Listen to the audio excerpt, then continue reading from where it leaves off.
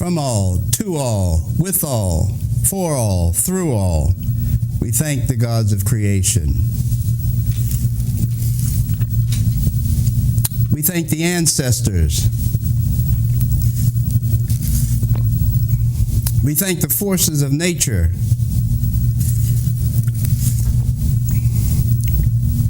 And we thank the earth. We thank them for their direction, their protection, their guidance, for keeping us, showing us, allowing us to know and enjoy life to its fullest, now and later. Black people who once loved with the slow march of time. Time was ours to hold in the soft, low-born chambers of our hearts. And once we, the Afro mommies and daddies of a sun world, would turn our strands of hair into antennas to tune in the juju madness and syncopated love rhythms of Africa. And we love with time, and we took the time to love, and with the right time we love, and we love time after time. Will we ever love again?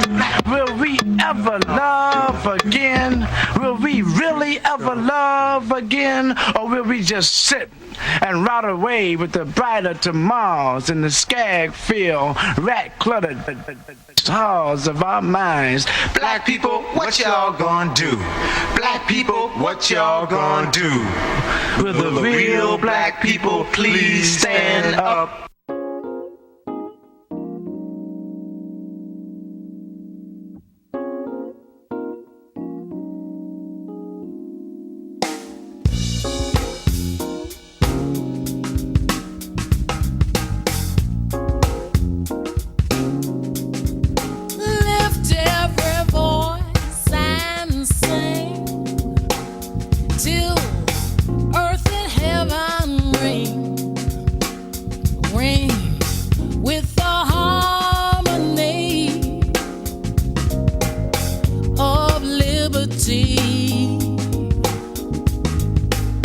Let our rejoicing rise high as listening skies. Let it resound loud as the rolling sea.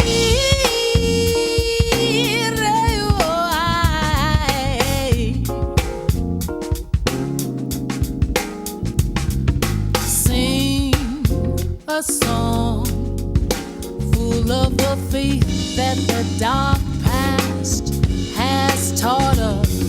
Sing a song full of the hope that the present has brought us, facing the rise. Jumbo Habari, and welcome once again to our story, the program that makes being black positive, relevant, and true to a lost nation in America. Our story, who talks about commitment to you and your people. It is our story that champions the reestablishment of the black genius that once ruled the world. It is our story that focuses you in on the rewards of black advocacy, black activism, black involvement, and black power. It is our story that encourages survival of the black race and solicits your involvement to that end. Black folks must remember, race first is the call of the day, and we as a people must, I say must, take the pledge if we, the people of the original race, expect to survive. As I take the many lessons I have received over the years and reflect upon them by sharing these lessons with my brothers and sisters, I realize the power that we as a people possess for the most part has gone unnoticed. The masses of black folks who have been rendered lost and disenfranchised from the meaning and mission our creators intended for us to embrace is all but depleted. It is because of the mission and meaning of the life of our ancestors that I realized how blessed we as black people really are. What fascinates me are the many gifts I have been granted, which allows me to distribute the information onward to you. As always, that message begins and ends with the importance of blackness. Say it loud, I'm black and I'm proud. Greetings, friends, comrades, family, the inquisitive onlookers, and our beloved viewers. Welcome, welcome, and welcome to Our Story Network. We thank you for being with us this evening, and we trust you will take something of value away with you after the program. That is the aim and goals of Our Story Network, the network that leads the pack in modern-day communications and ancient and modern-day education. I say ancient and modern education because of the many errors we have found in the translations and interpretations of ancient records by forces who are not interested in black progress. The modern revelations by new black scholars have opened the window of discovery that has allowed the truth and knowledge originally disseminated by the black masters of education to flourish once again. This is one of the stumbling blocks that has kept black people from rebuilding their greatness and recapturing their birthright. Welcome, brothers and sisters, to another segment of Our Story. Before we get into tonight's program, I want to thank the Lafayette community for hosting me this weekend through the interview on their local channel concerning my book, Our Story, The Original Holocaust. Brother Takuna and Brother Jay, along with Sisters Jamil and Khadijah, and a special thanks to Sister Q for the cultural t-shirt she presented to me as a tribute for my journey. It is always good to visit progressive brothers and sisters around the block, country, as well as around the world. Black people in the pursuit of blackness is always a beautiful thing. That is why we are trying to recruit more brothers and sisters to promote blackness. Well, tonight we are going to continue in promoting cultural enrichments many of us do not know even exist in New Orleans, or even in Louisiana for that matter. What some of us take for granted, others don't even bother to know. The historic value of the indigenous culture of Louisiana and America are subjects many of us ignore or know nothing about.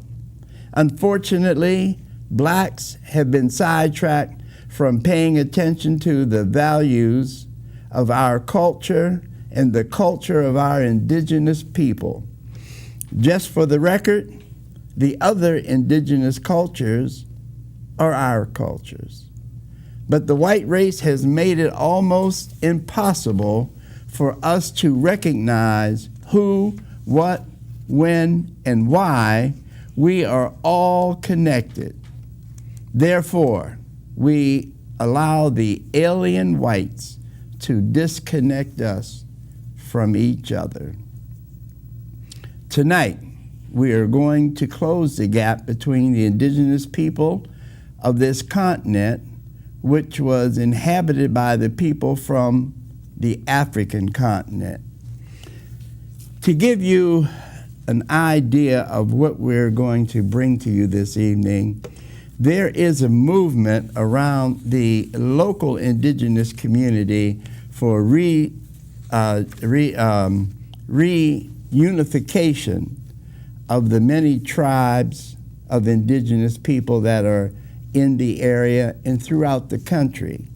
We have with us this evening a group that is well versed on the history, the traditions, and the genealogy of what it's going to take for us to know who we are, where we came from, and what our original purpose was when we were first put here.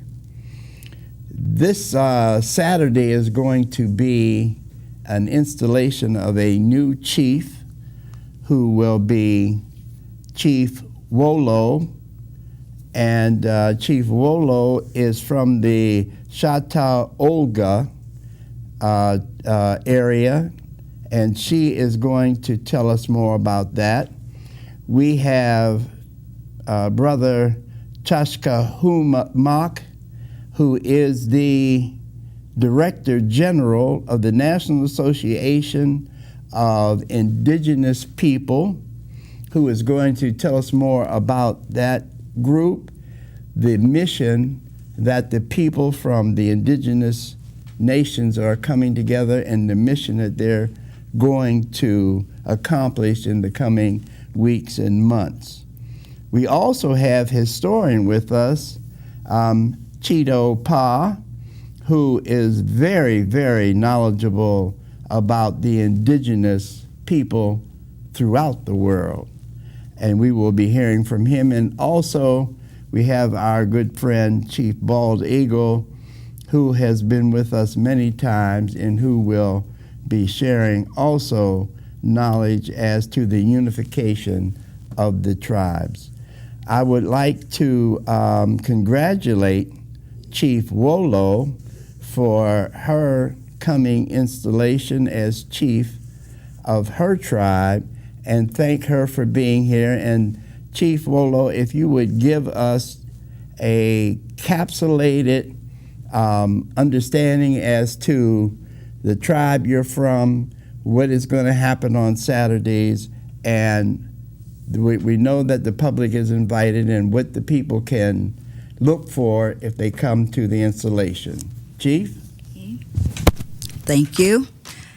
I am Chief Wola, newly elected chief of the Chautauqua Nation, known as the Bayou Lacombe Choctaws.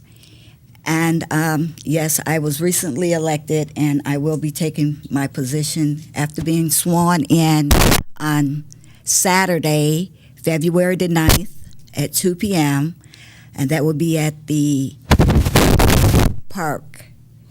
This is a very important ceremony.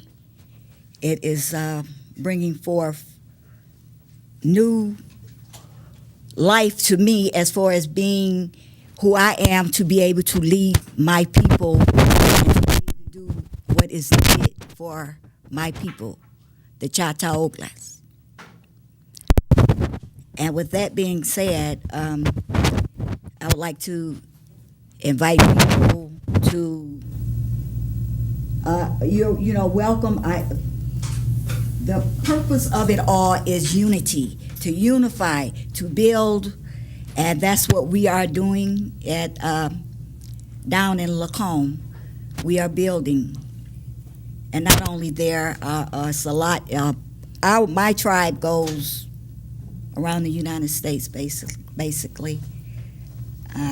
Okay, well, we'll get back to more of that. I wanted to go now to the Director General of the National Association for the Advancement of Indigenous People, Tushka Humak, and you can straighten it out because I'm sure I butchered it, but brother, what is it? Very good. I am Tushka Humak Sheila, Director General for the National Association for the Advancement of Indigenous People, International